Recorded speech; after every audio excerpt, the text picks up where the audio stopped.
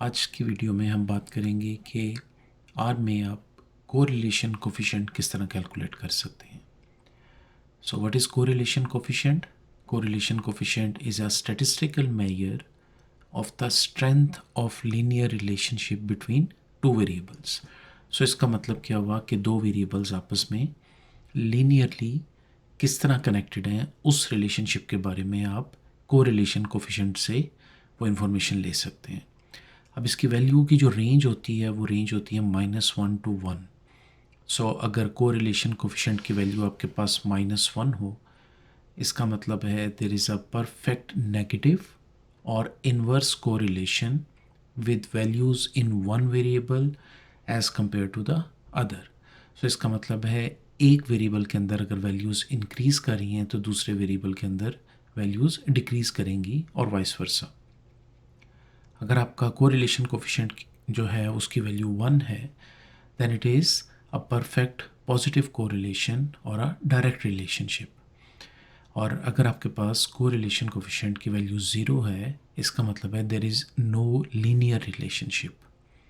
अच्छा, अब correlation coefficients are used to assess the strength of association between data variables के आपस में दो वेरिएबल्स जो हैं उनकी स्ट्रेंथ कैसी है। मोस्ट कॉमनली आप जो यहाँ पे यूज़ करते हैं correlation coefficient, that is Pearson correlation coefficient. अगर आप हेल्प में जाके टाइप करें COR या कोरिलेशन कोफिशिएंट तो आपको ये इन्फॉर्मेशन यहाँ मिलेगी। बाय डिफ़ॉल्ट आर के अंदर इसका फंक्शन जो हम यूज़ करते हैं वो है COR, और बाय डिफ़ॉल्ट जो हम इसमें वैल्यू कैलकुलेट होती है वो पियर्सन कोरिलेशन कोफिशिएंट की होती है। लेकिन अगर आप दूसरी तरह का कोरिलेशन कोफिशिएंट मसलन कैंडल या स्पीयरमैन कैलकुलेट करना चाह रहे हैं तो फिर आपको आर्गुमेंट में वो इन्फॉर्मेशन प्रोवाइड करनी पड़ेगी। फिर आर आपको कोरिलेशन कोफिशिएंट यूजिंग कैंडल और स्पीयरमैन मेथड कैलकुलेट करके देगा। सो लेट्स सी हम आर के अंदर कोरिलेशन कोफिशिएंट को कैसे कैलकुलेट करते हैं।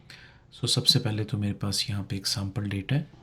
इस सैम्पल डेटा को मैं आर के अंदर पहले लोड कर लेता हूँ। Now we have two variables X and Y, और अगर हम देखें कि कोरिलेशन कोफिशिएंट की हमारे पास फार्मूला क्या है, सो मैंने एक वेरिएबल डिफाइन किया COR_COEFF।